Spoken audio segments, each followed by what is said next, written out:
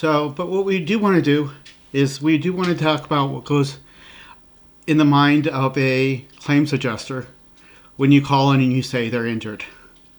So basically what happens is that we take a look at the claim, determine that you are not at fault for the claim.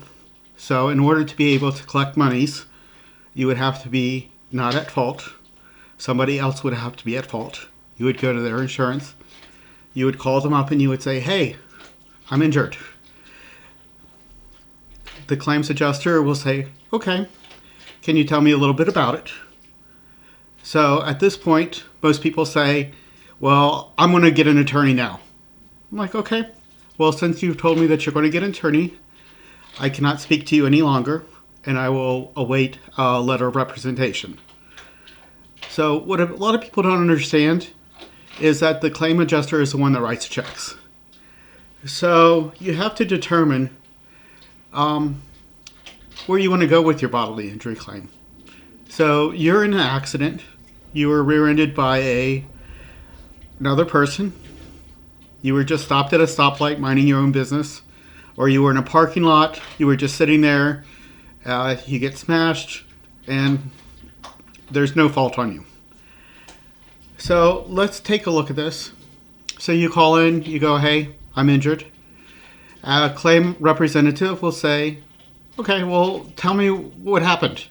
You're going to say, hey, your driver, rear-ended me. I was just sitting at a stoplight minding my own business, and, he just didn't see that there was a stoplight and, just hit me. I'll be like, okay, sounds good. Now, is there a police report? Police reports are very important they're important and they're not important. First of all, they're important because the officer will usually ask if you're injured. So what we're looking for is for somebody to be injured on the spot and for it to be related to the claim. So you say, yes, officer, I'm injured. Here's what happened. Can you help me? The officer will notate on the police report that he'll notate on the police report if you're injured. He'll list the passengers in your vehicles. He'll list what happened. Police officers are not claim adjusters. Sometimes the police reports are wrong. A lot of times people will be in an accident and then a couple hours later they'll call in the police report. Basically, as a claims adjuster, I'm looking for a police report to be done on the scene with the cop there. Took a look at the vehicles. Sometimes they will do that. Sometimes, they'll do an excellent job and they'll notate everything. Other times you'll get a police report and the drivers will be confused. It's impossible to tell who's at fault. I had a claim where a truck was involved in a, multiple car accident, bad weather. Cop had to go out there at 2 a.m.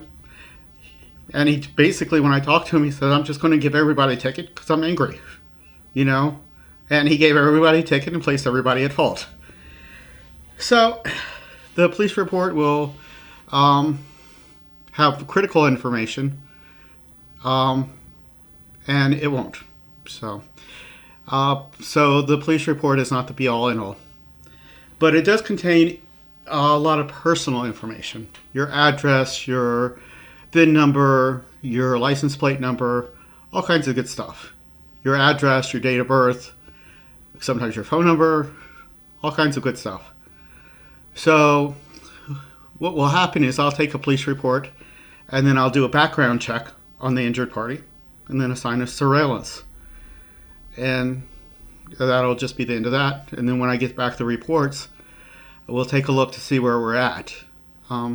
Just because you're injured for an accident, a claim adjuster may handle it. If we're not at fault, they may handle it as a nuisance claim. So they'll make an offer a couple hundred, maybe $1,000, $2,000.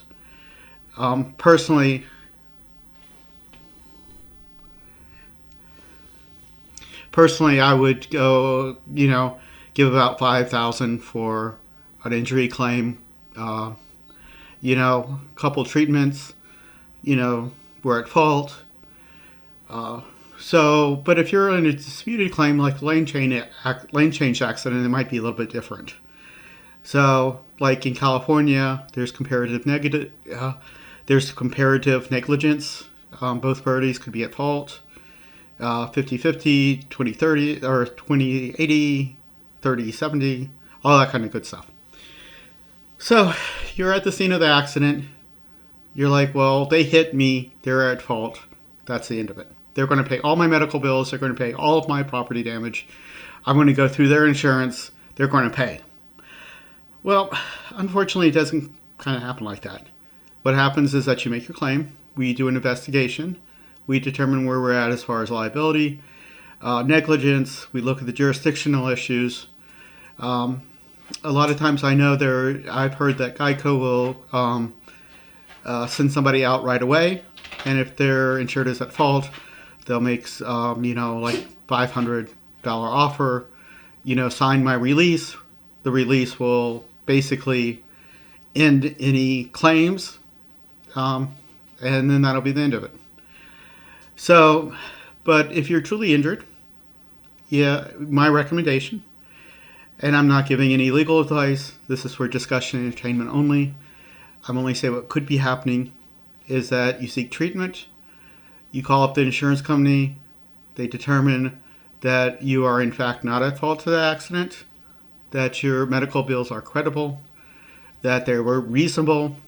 When we go into the area that you receive treatment, then all other treatments are about the same price.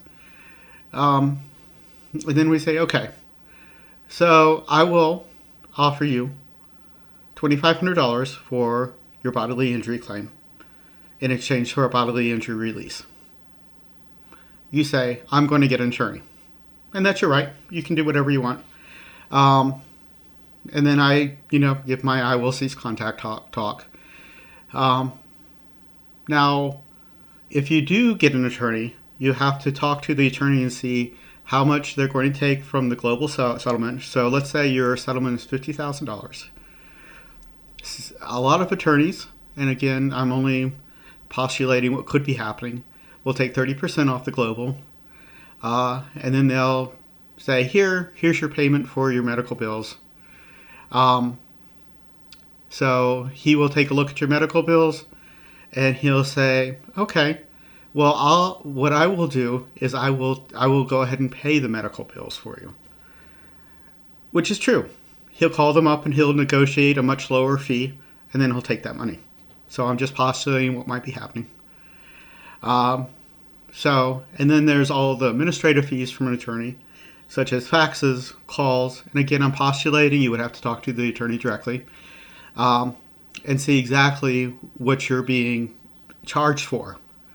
Or you could go get treatment, let's say on your health insurance, or you could go through, if you're working workers' comp or whatever, and you say, my bills are $2,500. I want $5,000. Here are my bills. This state is an incurred state. That means that the insurance that I have to take the bills that are incurred. There are other states that allow double dipping, which means that you can shop your bills around for different coverages. And there are some states like California that will take a look at what health insurance was charged and pay that. So you really have to be, on top of know what you're doing as far as medical bills, so that you know what what your settlement is. So I go, okay, well, I've taken a look at the claim, and I've determined that your mechanism of injury is correct. When you were rear-ended, when you were at the stoplight, you were rear-ended, your head went forward and then it went back, and I can see where you would have some neck injury. I've taken a look at the bills. You went to the emergency room, you had an x-ray, everything's reasonable, you had some chiro, so that would be expected. So what I will do is that I will pay all of your incurred medical bills, which you have said come to $2,500, and you've given me bills that document that. I have added in the pain and suffering, and what you are asking me for is reasonable, $5,000. I will send you a release, you will sign and notarize it, and then I will send you out the check when I receive it back. Easy peasy. But let's say that you're seriously injured, and you have some other complications, you have some pre-existing conditions, you're older, you're overweight, you smoke, all these factors are taken in. So it may be reasonable for you to have an attorney, but you need to be unclear exactly what they're going to take. And then you need to think about, well, is it better for me to make my own claim, or is it better for me to go through an attorney? So that's completely up to you. And again, this is for discussion purposes only, entertainment value. I'm not giving legal advice.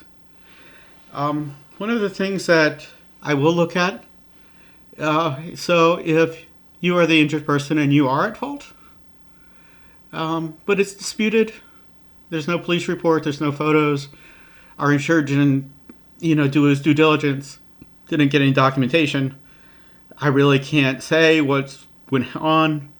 I might consider a nuisance value to your claim, which is a couple $1,000s, just to get you to go away. If you get an attorney, it'll go on forever. You'll go through treatments forever. So I'll consider it a nuisance, and then I'll go ahead and do an exchange for you.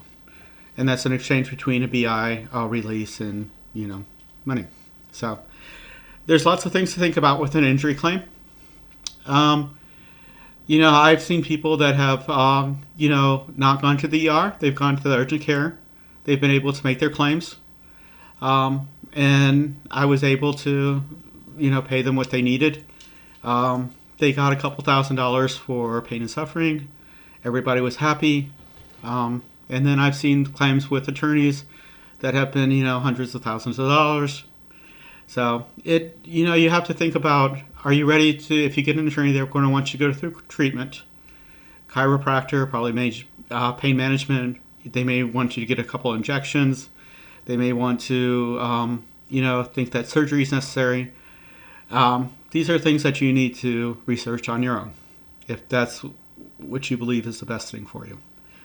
And now let's talk about passengers. So let's say that you're not at fault for the claim. You're just sitting at a stoplight, you get rear-ended, you've got a passenger.